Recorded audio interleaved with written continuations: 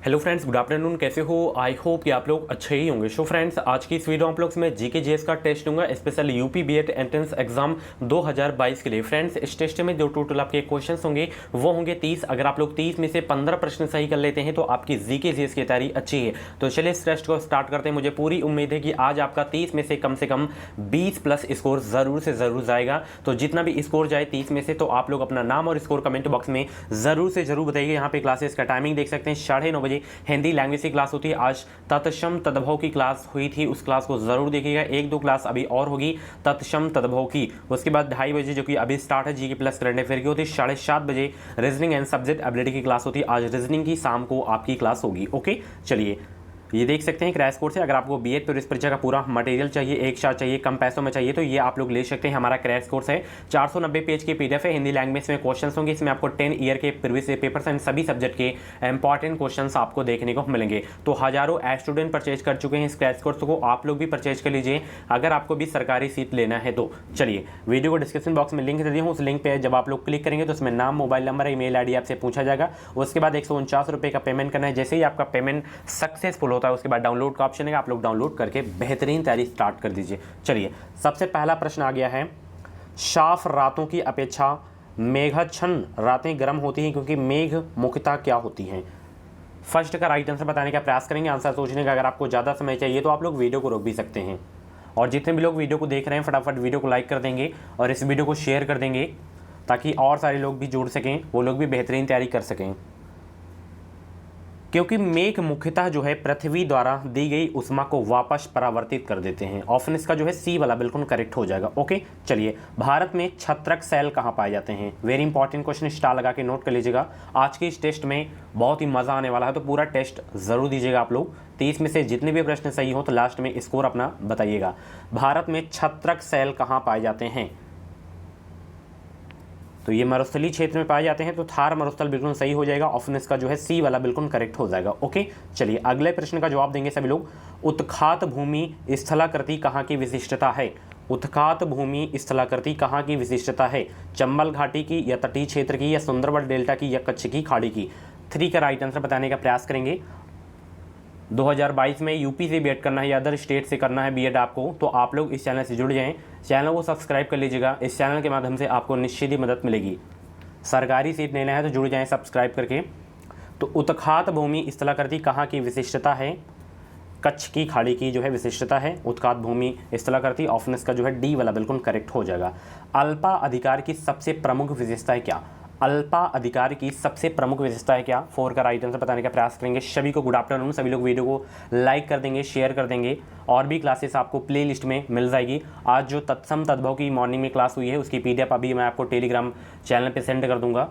Telegram channel से जरूर join हो जाइए आप लोग। अल्पा अधिकार की सबसे जो प्रमुख विशेषता है, ध्यान रखिएगा, वो है फर्मों की संख्या। क्या है? फर्मों की संख्या।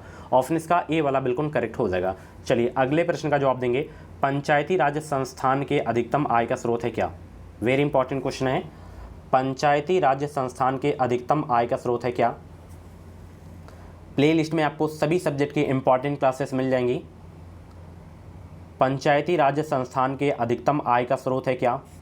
सरकारी अनुदान है। क्या है? सरकारी अनुदान। ऑप्शन इसका सी वाला बिल्कुल करेक्ट हो जाएगा। चलिए, दयानंद सरस्वती द्वारा स्थापित है क्या? यानी कि दयानंद सरस्वती जो है किसकी स्थापना किए थे? ब्रह्म समाज की स्थापना किए थे, या प्रार्थना समाज की, या आर्य समाज की, या बहुजन समाज की?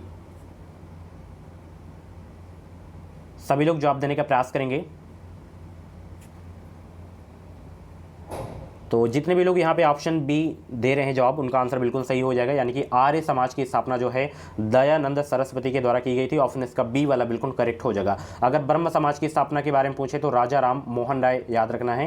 राजा राम मोहन राय आपको याद रखना है। अगर प्रार्थना समाज की पूछे तो आत्माराम पांडुरंग। ठीक है, ऑप्शन इसका जो है बी वाला बिल्कुल करेक्ट हो जाएगा। चलिए अगले प्रश्न का जवाब देंगे। बनारस हिंदू विश्वविद्यालय यानी कि बीएचयू के जो है संस्थापक थे कौन? ये बहुत ही इंपॉर्टेंट क्वेश्चन, स्टार लगा के नोट कर लीजिएगा इस क्वेश्चन को। बीएचयू के संस्थापक कौन थे? तो बीएचयू के संस्थापक थे मदन मोहन मालवीय। ऑप्शन इसका सी वाला बिल्कुल करेक्ट हो जाएगा। इसकी स्थापना कब हुई थी? 1916 में हुई थी। डेट भी आप लोग याद कर लीजिए।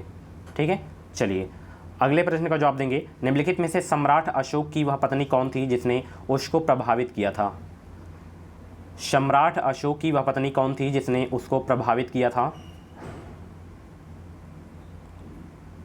डी वाला बिल्कुल सही हो जाएगा, कारुवाकी। ठीक है, पत्नी का नाम था जिसने उसको जो है प्रभावित किया था अशोक को। ऑप्शन इसका डी वाला बिल्कुल करेक्ट हो जाएगा। हिंदू विधि की एक प्रसिद्ध पुस्तक दाय भाग के रचयिता थे कौन? नोट कर लीजिएगा सभी लोग इस क्वेश्चन को। दाय भाग के रचयिता थे कौन?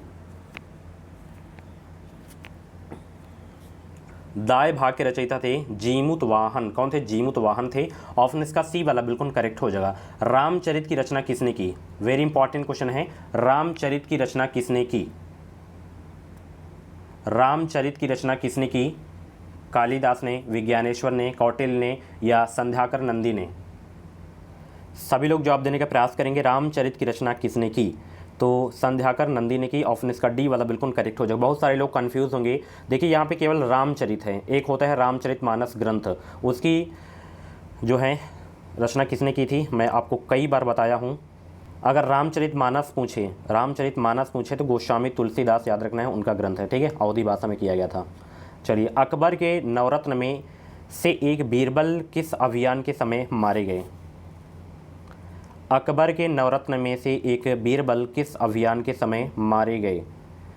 तो यूसुफ जाइयों के विद्रोहों को दबाते समय जो है मारे गए थे, यही अभियान था। ऑप्शन इसका बी वाला बिल्कुल करेक्ट हो जाएगा। चलिए, अगर वीडियो हेल्पफुल लगा के लिए तो प्लीज़ वीडियो को लाइक ज़रूर करके जाया करें, इस वीडियो को शेयर भी किया करें ताकि और सारे लोगों को भी हेल्प मिल सके। उच्च न्यायालय को किसका अधीक्षण करने का अधिकार है? विधि विभाग का या सर्वोच्च न्यायालय का या अधीनस्थ न्यायालय का या लोक सेवा आयोग का? उच्च न्यायालय को किसका अधीक्षण करने का अधिकार है? तो ये है अधीनस्थ न्यायालय का अधीक्षण करने का अधिकार है उच्च न्यायालय को। ऑप्शन इसका बी वाला बिल्कुल करेक्ट हो जाएगा। ट्रक फार्मिंग का अभिप्राय क्या है? ट्रक फार्मिंग का अभिप्राय क्या है? बागवानी कृषि से है। ठीक है, ऑप्शन इसका जो है सी वाला बिल्कुल करेक्ट हो जाएगा। चलिए, अगले प्रश्न का जवाब देंगे सभी लोग। महानगरों के बाहरी भाग में की जाने वाली फलों, सब्जियों एवं फूलों की गहन कृषि को कहा जाता है क्या? उसे कहा जाता है बाजार कृषि। ऑप्शन इसका बी वाला बिल्कुल करेक्ट हो जाएगा। खजुराहो के मंदिर का संबंध किस धर्म से है? खजुराहो के मंदिर का संबंध किस धर्म से है? ये हिंदू धर्म और जैन धर्म दोनों से है।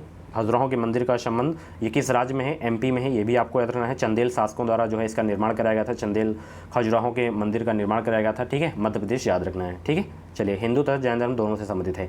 दिलवाड़ा का जैन मंदिर किस राज्य में स्थित है?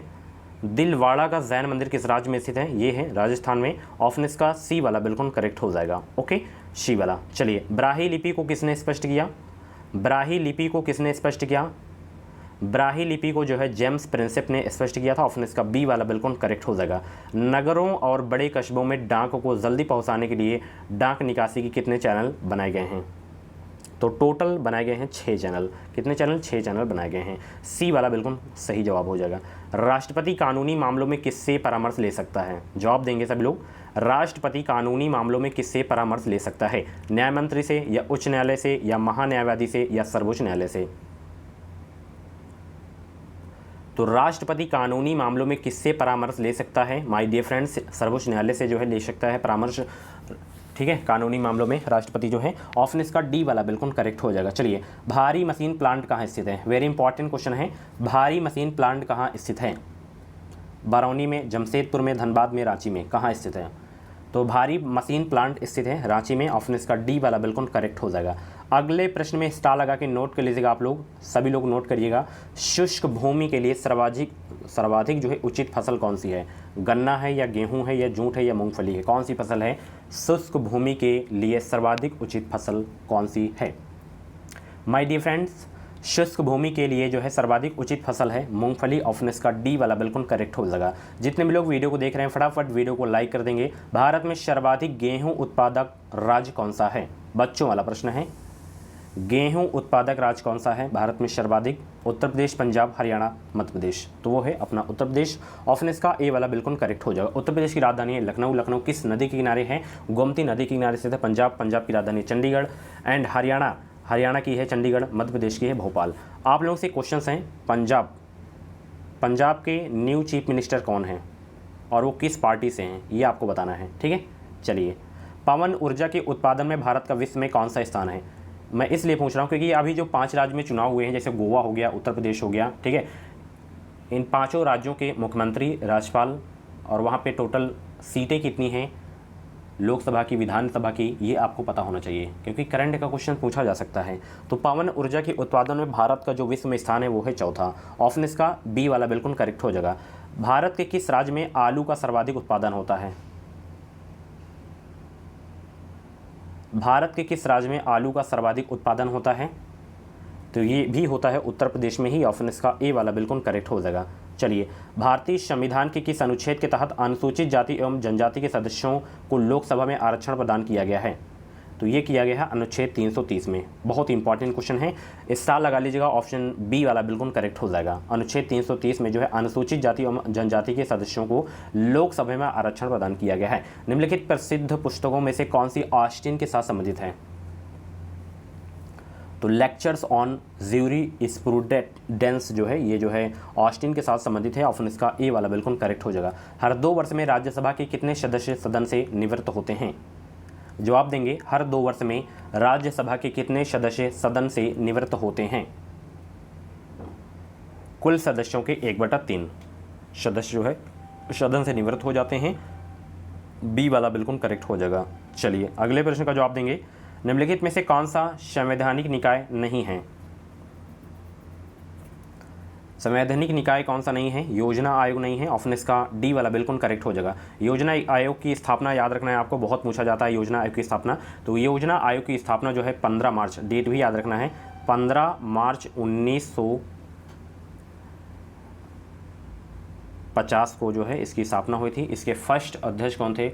पंडित जवाहरलाल नेहरू थे। अब इसी का नाम बदलकर नीति आयोग कर दिया गया है। नीति आयोग की स्थापना 1 जनवरी 2015 को हुई थी। इसके फर्स्ट अध्यक्ष जो पीएम मोदी थे, ठीक है। अगर यहाँ पे वित्त आयोग की स्थापना पूछे तो 22 नवंबर 1951 याद रखना है, ठीक है।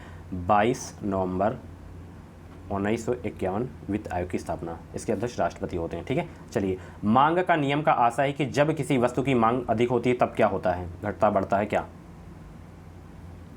उस वस्तु की कीमत बढ़ती है, ठीक है। सी वाला बिल्कुल करेक्ट हो जाएगा। लास्ट क्वेश्चन आपकी स्क्रीन पे आ गया है कि निम्नलिखित में से कौन सा मौलिक अधिकार केवल भारतीय नागरिकों को उपलब्ध है? वह कौन सा मौलिक अधिकार है कि जो केवल भारतीय नागरिकों को उपलब्ध है? तो याद रखिएगा, धर्म, जाति, वर्ग, लिंग और जन्म स्थान के आधार पर भेदभाव से सुरक्षा, ये जो है मौलिक अधिकार केवल भारतीय नागरिकों को उपलब्ध है। ऑप्शन इसका सी वाला बिल्कुल करेक्ट हो जाएगा। सो फ्रेंड्स, ये थे जीके जीएस के टॉप 30 क्वेश्चंस। इन 30 क्वेश्चंस में से आपके जितने भी क्वेश्चंस करेक्ट हुए हो तो आप लोग अपना नाम और स्कोर कमेंट बॉक्स में ज़रूर बताइएगा। कैसे लगी क्लास कमेंट बॉक्स में ज़रूर बताइएगा। और भी वीडियोस देखने के लिए आप लोग हमारे चैनल से जुड़े हैं। इस चैनल से आप लोग जुड़े रहें, इस चैनल से आपको निश्चित ही मदद मिलेगी। और भी क्लासेस आपको प्ले लिस्ट में मिल जाएंगी। कुछ डाउट्स वगैरह हो तो आप लोग कमेंट बॉक्स में अपना डाउट क्लियर कर सकते हैं। थैंक यू, मिलते हैं नेक्स्ट क्लास में।